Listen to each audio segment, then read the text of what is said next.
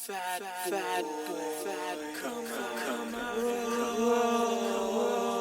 You know we had to do a podcast, right?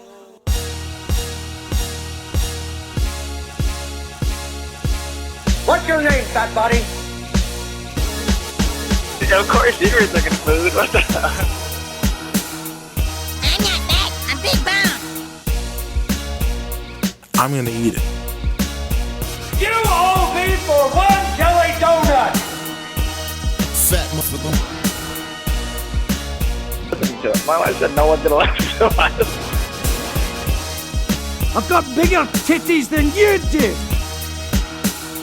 Bullshit, because nobody fucking had geese back at that point for a bigger guy. I'm not everyone's cup of tea, but I might be somebody's shot of whiskey. You can't think about, hey, I need to lose 100 pounds. You think about winning that day. Fucking, I want a cheeseburger and a milkshake. Yo, what is up, fat leets, and how y'all doing? Welcome to episode 48 of the Fat Boy Podcast. And damn, I love my intro. You know, it's I get excited. Funny enough, I actually, it took me so long to find that file. I had an old computer, and one of the main reasons why it took me so long to get back to podcasting was trying to get everything, like I said earlier, like everything situated and streamlining it. And with that, I want to say the best way, if you can support the podcast, would be to like, share, subscribe wherever you listen to the podcast, wherever you get it.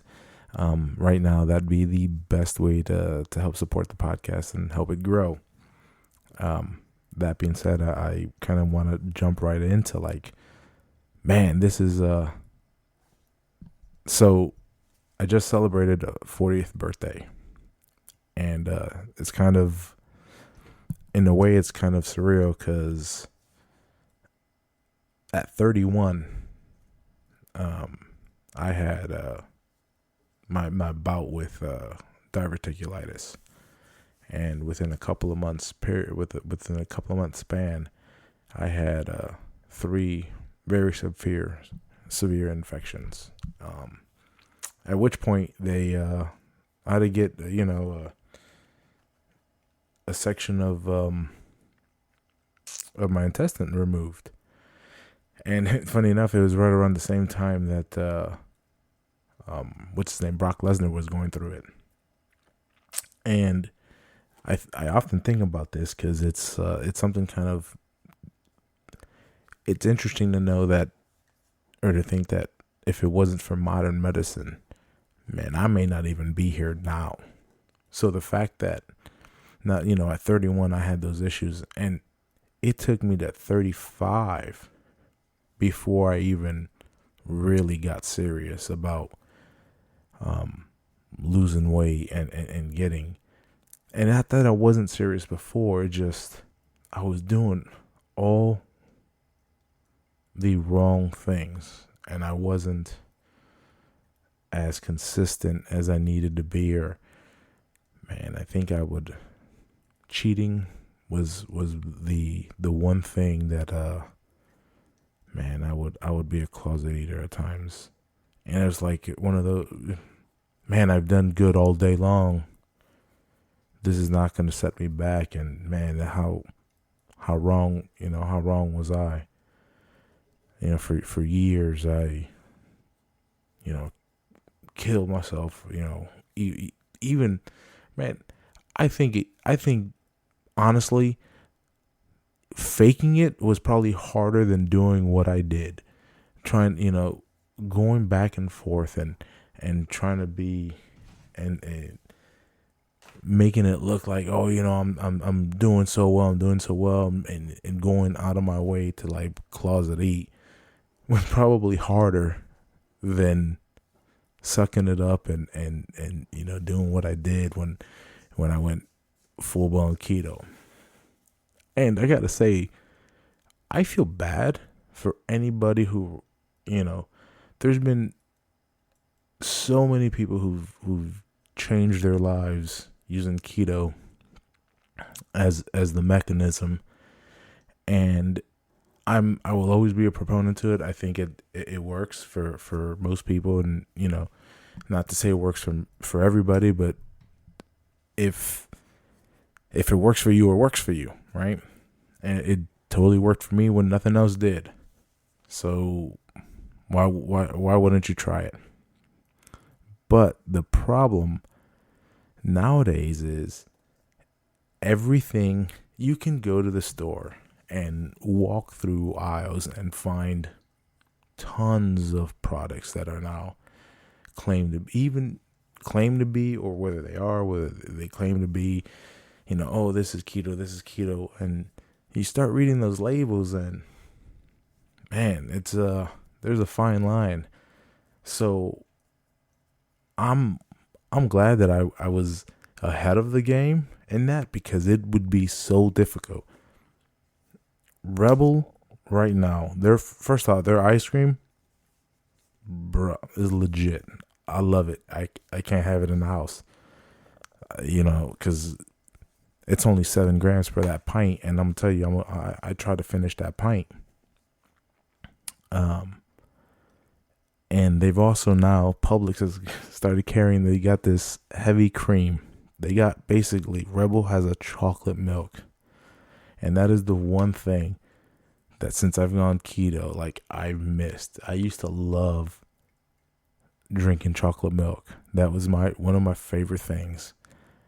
And now, like, and let me tell you, it's keto-ish, because there's some sugar alcohols in there that don't sit well, and the longer you do keto and the more natural you go, you start realizing that when you eat certain products that have certain things in them, your body starts reacting certain ways. Well, that in particular, I can only have so many ounces of that chocolate milk before I feel bloated. And it's not fun. So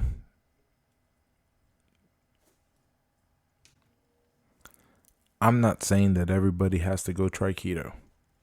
But if that's what you're going to try, I really do believe. And I noticed that it wasn't till I went crazy, hardcore into it, that I started seeing crazy benefits. And the more benefits I saw, obviously the longer I wanted to stay on keto. And it feels great. Now, do you start to miss certain things? Yeah. I mean, we're all human. That's the reason why I went ahead and I had that acai in Brazil. When we were in Brazil, I did great. Wasn't cheating on the diet at all. And I said, you know what? No, I just want to enjoy I go, how many times in my life am I going to be in Rio able to eat some acai on the beach? Man, that's, at that time, it still doesn't seem like I'm going to be doing that anytime soon. I'm glad I had that experience. So it's, pros and cons. Am I going to do that every weekend? Now, I guess now I feel like I can get away with a little more because I've been more at a steadier weight for longer now. If that makes any sense. I feel like it's more of a maintenance thing, whereas before it was like trying to lose weight to lose calories. Now I'm still trying to lose weight. I do want to drop more pounds so I can get in the lower weight classes, but it's not as drastic because I'm still trying to, have enough energy to work out go to the gym, do jiu-jitsu 5-6 times a week.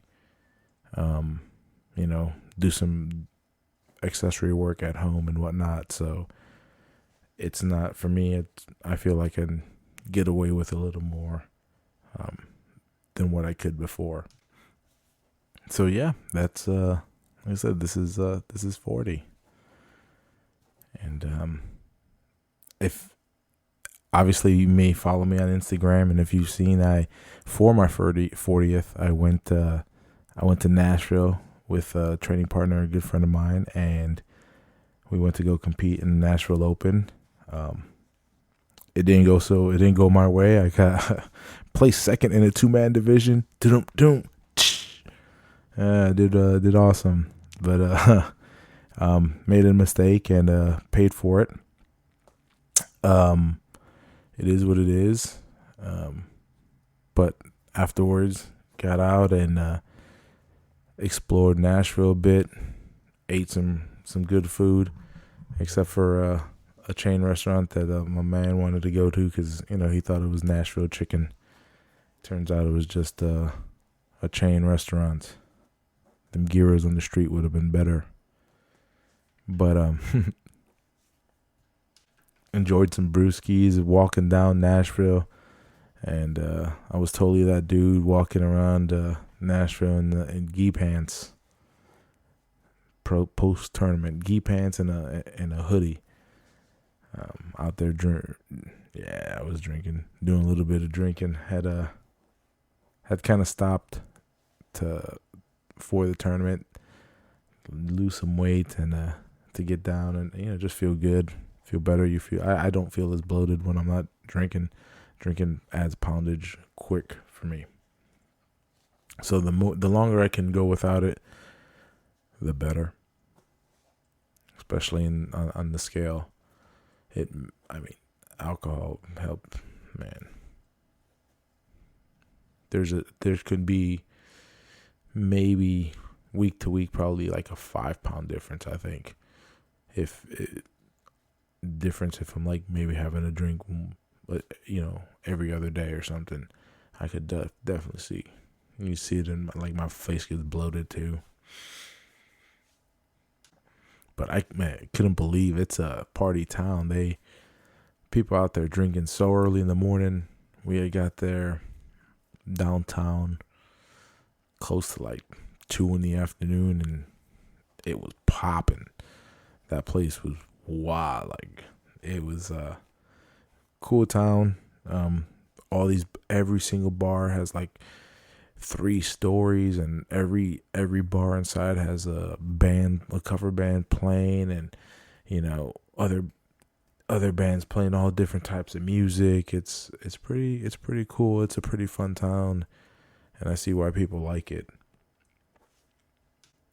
So it was definitely a great experience to kind of ring in my 40th, competing out with chilling with a friend and just experience a new town. That's definitely one for the books.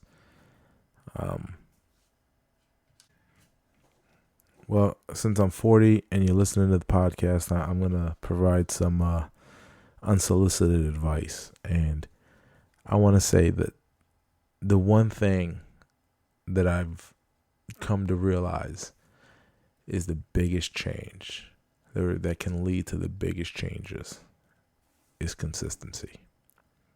Every time, whether it had been with the no cheat days, with the burpees, with just school, every time I've been consistent. It's just been, it never feels easy, but it's simple to be consistent, right? You know what you have to do.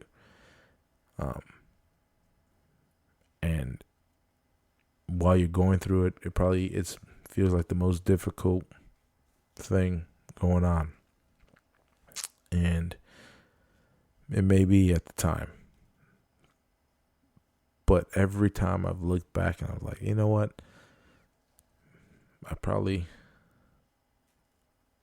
What if I wouldn't have stopped at 100,000 burpees? What if I could have went 150? Maybe I'm gonna start them again. I mean, it's only a couple days. Well, it was 600 days, 625. It's easy to be 600 days consistent for 625 days. Days are gonna pass anyways, right? So, I think consistency. That's where the change happens. Thank you for listening to the Fat Boy Podcast. Have a nice day.